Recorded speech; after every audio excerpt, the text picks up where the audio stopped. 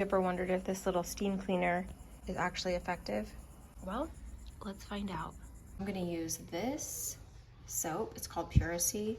It's a natural carpet and upholstery shampoo. I'm gonna use this on my outdoor furniture. What I like to do is you just pop that open and take this off. This is how you dump the dirty water. I'll show you that when I'm done. Just put that back in.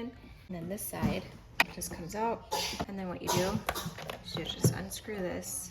And then you have to hold it up because it doesn't have a flat bottom. So just make sure you have somewhere to put it. And then I just do a cap full of this, pour it in there, and then add some water. Then we're gonna put this back on. Here's my before. All you have to do is press this button, and then you press this button, hold it down.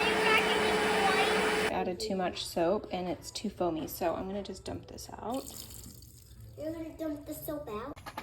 We just emptied this out and then added more water to this so it was a little less concentrated and less foamy. And here is the after.